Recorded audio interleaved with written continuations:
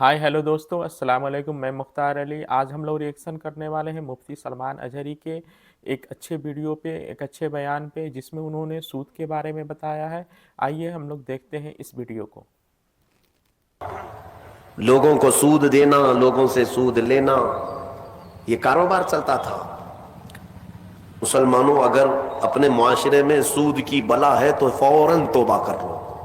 मेरे आका सल्लल्लाहु अलैहि वसल्लम का फरमान आलीशान है, जिसने सूद का एक लुकमा खाया वो गुनाह इतना बड़ा है कि जैसे कि काबे के सामने उसने अपनी मां से जिना किया। ये बहुत खतरनाक चीज है। लोग इसको आज हल्के में लेते हैं। पैसा डबल करने वाला सिस्टम मुसलमानों को बहुत जल्दी पसंद आता है। कोई भी आ जाए कंपनी, चीट फंड कंपनियां सिर्फ मुसलमानों के मोहल्ले में ही कामयाब होती हैं, बाकी जगह नहीं। लाख रुपए दो और तुम घर में नवाब साहब बैठे रहो, हर महीना 10-10 हजार आता रहे, ये पता ही नहीं कि किस तरह से आता है। तुम्हारे घर में आने वाला एक लुकमा भी तुम्हारी तहकीक के बगैर नहीं आना चाहिए। तुम मुसलमान हो, एक सिक्का भी तुम्हारे घर में बगैर तहकीक का नहीं आना चाहिए।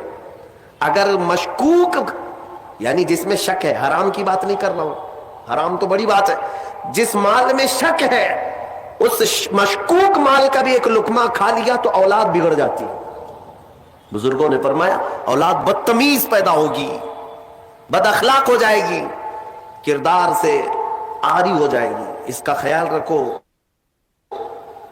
तो मैं अर्ज कर रहा था कि हबीब आजमी सूद का कारोबार करते रहे। एक दिन ऐसा हुआ कि अपनी बीवी से गोश्त ला कर दिया और कहा कि पकाओ। बीवी ने कहा लकड़ियां नहीं है। कहा कि मैं फलां के ऊपर मेरा सूद आता है, सूद में वो लकड़ियां ले आऊंगा। सूद में लकड़ियां भी, घर का आटा भी सूद में ला करके दिए। बीवी नेक थी, समझाती रही।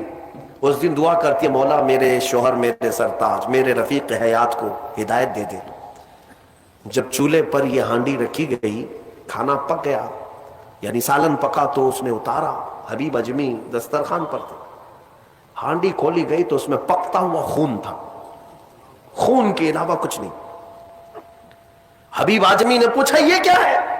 बीवी ने कहा जब लोगों का माल सूद में ला करके दोगे तो अल्लाह ताला तुम्हें दुनिया में ही खून खिला रहा है, आखिरत में क्या अजाब होगा। बात असर कर गई, बात असर कर गई दिल पर, और डर भी गए कि अपनी आंखों से देखा कि पकता हुआ गोश्त खून बन चुका है।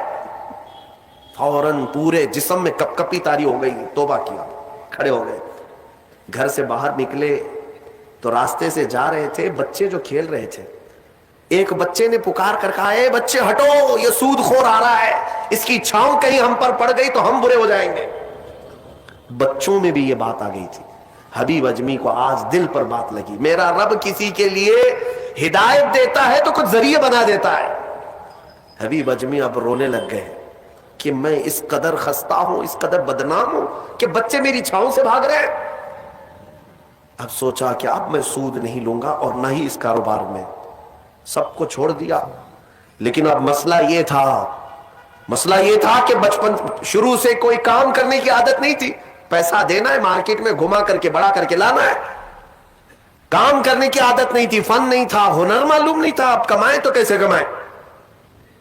सोचा कि अब इस चीज को छोड़ दिया हो, तो बीवी से आकर के कहा, मेरी रफीक हयात, मैंने तौबा कर लिया है, मैंने तौबा कर लिया, आज के बाद से ये सूद की तरफ मैं हाथ भी नहीं बढ़ाऊंगा।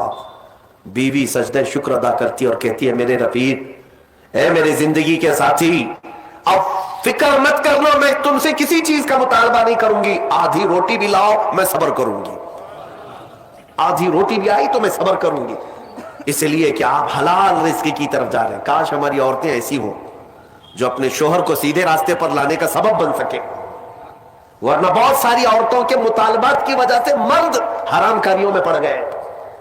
तनख्वाह थोड़ी सी है, औरत के मुतालबे ज्यादा हैं, उसके मुतालबे पूरे कर नहीं पा रहा है तो हराम कारियों में मसरूफ। बहुत सारे मर्दों के बिगड़ने की वजह उनकी औरतें बनी हैं, और जब पूरा नहीं कर पाते और पैसा भी नहीं मिल पाता तो फिर नशे की आदत लग जाती है। टेंशन से मुक्ति चाहिए, जो रोज औरत मुझे घर पे जाती परेशान करती है।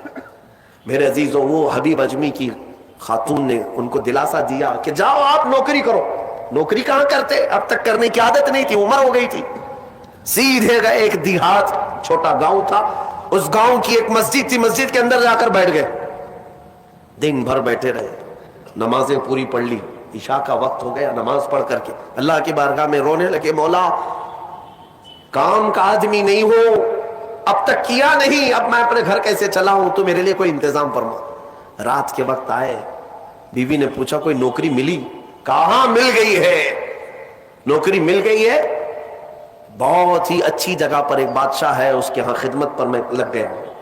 कहा बहुत अच्छी बात है। दूसरे दिन फिर गए, उसी मस्जिद में बैठे रहे। रात को आए, बीवी ने पूछा कुछ उजरत मिली आज, जिस बादशाह के यहां काम कर रहे हो तुम्हारी नौकरी पर कुछ तनख्वाह मिली? कहा नहीं, बादशाह ने कहा है कल दे दूंगा। अपनी बीवी को टाल रहे थे, अपनी बीवी को टालने के लिए बोल दिया ऐसी कि नौकरी कर रहा हूं, कहा कि कल देने का वादा किया है। फिर तीसरा दिन आया, तीसरे दिन भी वो उसी मस्जिद में रात गुजार कर आए। बीवी ने फिर पूछा कुछ उजरत मिली? कहा नहीं, आज भी नहीं दिया बादशाह ने, कहा कल दे दूंगा। चौथा दिन आया, चौथा दिन भी मस्जिद में गुजार कर आए। हालांकि बीवी ने सब्र का दामन ऐसा पकड़ी रही और कहने लगी मुझे कोई जल्दबाजी नहीं है, जब आएगा तब खाएंगे। 4 दिन हो गए, आज फिर रात को बीवी ने पूछा कुछ तनख्वाह मिली, घर कैसे चलेगा? 4 दिन से चूल्हा नहीं जला घर पे। कहा आज भी बादशाह ने नहीं दिया, कहा कल दूंगा, रोज कल रोज कल। 5 दिन गुजर गए। उसके बाद वो 5वें दिन ऐसी उनकी कैफियत थी कि अब रात जब बहुत ज्यादा हो गई तो घर की तरफ पलट रहे थे, पांव बोझल हो गए। फिर बीवी पूछेगी आज तनख्वाह मिली? रोज झूठ बोल रहा हूं, रोज झूठ बोल रहा हूं, मुझे कौन तनख्वाह देगा? आज क्या बोलूं अपनी बीवी को, अपनी शरीक हयात को। जब वो वापस पलटे तो आज रात को अपने घर के